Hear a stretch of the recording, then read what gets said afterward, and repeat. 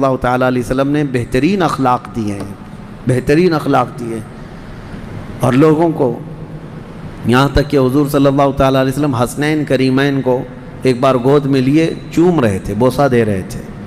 کبھی کبھار حضور صلی اللہ تعالیٰ علیہ وسلم ان کے لبوں کو چومتے تھے اور ان کی گردن کو سونگھتے تھے۔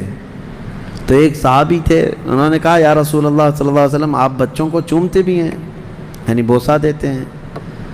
تو حضور صلی اللہ تعالیٰ علیہ وسلم نے فرمایا یہ رحمت کا ایک حصہ ہے جو اللہ نے عطا کیا ہے۔ تو انہوں نے کہا میرے تو کتنے بچے 8-10 یا کچھ، انہوں نے کہا میں نے کبھی آج تک بچوں کو چوما ہی نہیں۔ کہا حضور اکرم صلی اللہ تعالیٰ علیہ وسلم نے کہ بچوں کو یہ پیار کرو، یہ بوسہ دینا یا ان کو قریب کرنا یہ حضور کی سنتوں میں سے ہے۔ پہلے عرب لوگ اس کو عیب سمجھتے تھے کہ بچوں کو کیسے اٹھائیں گے، یہ سب کام عورتوں کا ہے۔ اللہ کے نبی صلی اللہ تعالیٰ علیہ وسلم نے بچوں کا پیار سکھایا ہے۔ جو باپ جتنا اسے وقت دے گا، جتنا پیار دے گا، جوانی میں بچہ اس کے لیے اتنا ہی خدمتگار بھی ہوگا، اتنا ہی خدمتگار ہوگا۔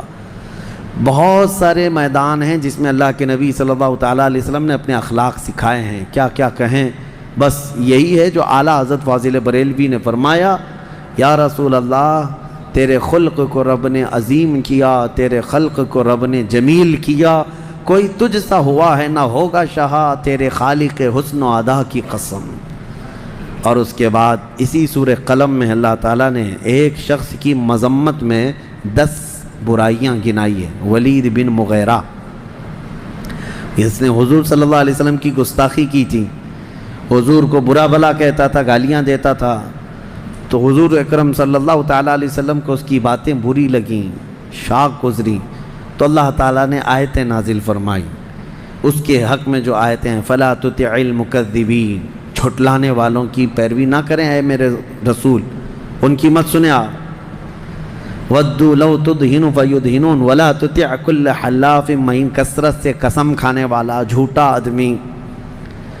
اور کئی برائیاں اللہ تعالیٰ نے گنائی، اس میں ایک برائی تھی عُتُلٍ بَعْدَ ذَلِكَ زَنِيمٍ، یہ زنا سے پیدا ہوا آدمی، اس کا نسب نہیں ہے، ولید بن مغیرہ کے بارے میں۔ جب یہ آیتیں اتری تو اس کو لوگوں نے بتایا کہ تیرے متعلق تو قرآن میں خرابیاں آ گئی، تیری برائیاں گنائیں۔ تو غور سے سنا اس نے آیتیں، اور اس کے بعد پھر کہا کہ 9 تو میں جانتا ہوں ہے میرے اندر، یہ جو ہے 9 تو مجھے معلوم ہے، یہ 10ویں کہ میں زنا سے پیدا ہوا ہوں، یہ کیسے؟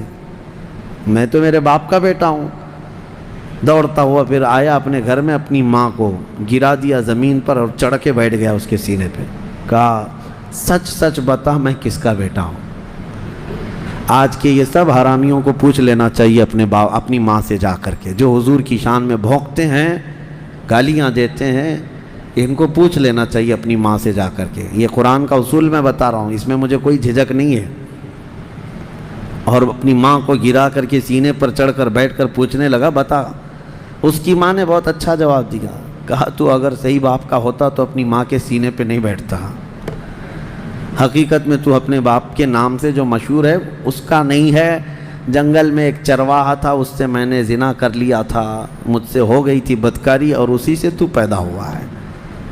ولید بن مغیرہ اٹھ گیا اور کہا 10ویں بھی کمپلیٹ ہو گئی، 9 تو تھی اندر، 10ویں برائی بھی کمپلیٹ ہو گئی۔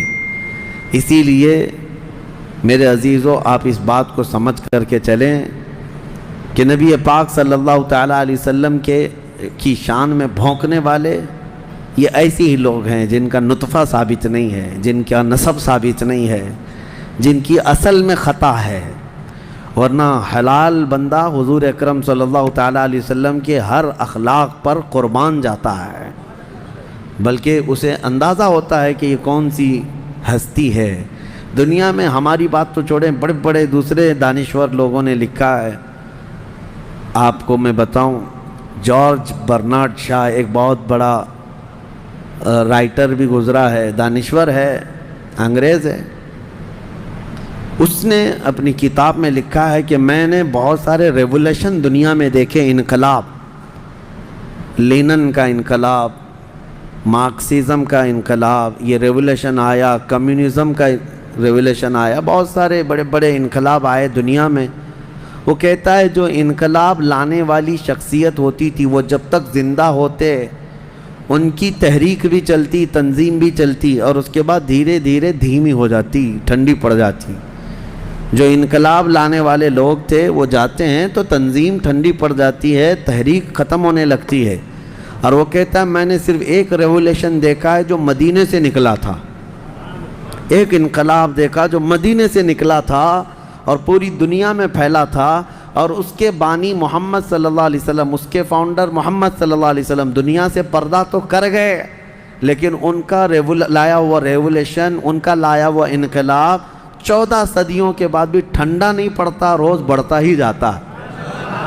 آج تک کسی اور انقلاب میں اتنا اثر نہیں دیکھا کہ اتنے لانگ ٹائم پر کسی بانی کا اثر پایا جاتا ہو۔ یہ ہم نہیں کہہ رہے، یہ مسلمان نہیں ہے، جس نے لکھا ہے وہ جارج برنارڈ شاہ، یہ انگریزوں کا رائٹر ہے۔ اسی طرح سے کئی ایسے لوگ ہیں جو نان مسلم ہیں لیکن حضور پاک صلی اللہ تعالیٰ علیہ وسلم کی تعریف میں وہ رطب اللسان ہیں۔ گرو نانک نے تو پوری نعتیں لکھی ہیں حضور صلی اللہ تعالیٰ علیہ وسلم کے متعلق، پتہ نہیں کتنے اشعار لکھے ہیں۔ اور گرو نانک کا تو ایک جملہ مشہور تھا، محمد نہ ہے بھکتی نہ ہے۔ محمد صلی اللہ تعالیٰ علیہ وسلم نہ ہو تو عبادت ہی نہیں ہے دنیا میں، عبادت کا صحیح طریقہ دنیا میں دکھانے والے محمد صلی اللہ علیہ وسلم۔ بہرحال دنیا جس کی آنکھیں کھلی انہوں نے پہچانا، لیکن میں آج ان لوگوں کی تعریفوں کو دلیل کے طور پر یا حضور کی فضیلت کے لیے نہیں بیان کر رہا ہوں۔ حضور پاک کی فضیلت کے لیے حسان بن ثابت بھی ہیں، حضور کی تعریف کرنے والوں میں امام شرف الدین بوصیری بھی ہیں۔ ان لوگوں کی تعریف کیے ہوئے الفاظ اور ان کے نام میں آج اس لیے گنا رہا ہوں، الفضل لما شہید بہ الاعداء، عربی میں مقولہ مشہور ہے کہ فضیلت اس کی بہت ہے جس کے دشمن بھی گواہی دے رہے ہوں، جس کے دشمن بھی گواہی دے رہے ہوں اس کی فضیلت ہے۔ ورنہ نبی پاک صلی اللہ تعالیٰ علیہ وسلم کی تعریف کے لیے انسان تو انسان ہے، خلاق کائنات خود قرآن میں اپنے حبیب کی تعریف بیان کر رہا ہے، وَرَفَعْنَا لَكَ ذِكْرَكَ إِنَّا أَعْطَيْنَاكَ الْكَوْثَرَ، یہ سب نبی کی شان میں تو اللہ نے فرمایا۔ ایک دو نہیں، کئی آیتیں ہیں، کئی آیتیں جو ڈیفنس میں اللہ نے اتاری۔ اب یہاں پر میں اپنی گفتگو کو سمیٹتے ہوئے صرف یہی آپ سے کلام کرنا چاہوں گا کہ حضور کی شان میں جب کبھی حملہ ہو، نبی پاک صلی اللہ علیہ وسلم کی جب کبھی کوئی گستاخی کرے تو اس گستاخ کا جواب دینا، توجہ، اس گستاخ کا جواب دینا عام آدمی کی نہیں بلکہ یہ اللہ رب العزت کی سنت مبارکہ ہے، اللہ کی سنت مبارکہ ہے۔ ابو لہب نے کہا تھا محمد تمہارے دونوں ہاتھ ٹوٹ جائیں، تباً لک یا محمد، نعوذ باللہ۔ ابو لہب نے یہ کہا، حضور کو گراں گزری یہ بات تو اللہ نے ڈیفنس میں جواب میں فرمایا آپ کے نہیں، تبت یدا ابی لہب و تب، ابو لہب کے دونوں ہاتھ برباد ہو جائیں۔ کون جواب کون دے رہا ہے؟ رب ذوالجلال دے رہا ہے۔ نبی کی طرف انگلی اٹھاؤ، جواب اللہ کی طرف سے ہے۔ کافروں نے ایک بار ایک بات مشہور کر دی تھی، حضور پر وحی نہیں اتر رہی تھی، 15 دن ہو گئے تھے، کوئی آیت نہیں آ رہی تھی، تو یہ افواہ اڑا دی، وَدَّعَا رَبُّ مُحَمَّدٍ مُحَمَّدًا، محمد کے رب نے محمد کو اب چھوڑ دیا ہے، اب کوئی وحی آتی نہیں، آیت آتی نہیں ہے۔ وَدَّعَا رَبُّ مُحَمَّدٍ مُحَمَّدًا وَدَّعَا رَبُّ مُحَمَّدٍ مُحَمَّدًا، نعوذ باللہ من ذالک۔ یہ بات پھیلتی گئی کافروں کی زبان سے کہ محمد کے رب نے محمد کو چھوڑ دیا۔ کئی دن گزرے، حضور پریشان حال تھے، یعنی غمگین تھے۔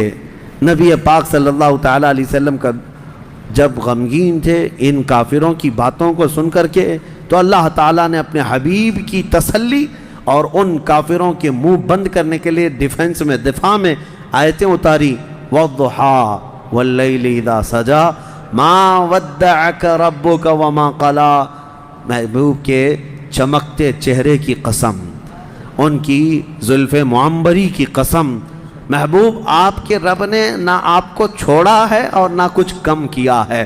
وَلَلْآخِرَةُ خَيْرٌ لَكَ مِنَ الْأُولَىٰ، بلکہ آپ کی ہر آنے والی گھڑی پچھلی گھڑی سے کئی زیادہ بہتر ہے۔ جواب کون دے رہا ہے؟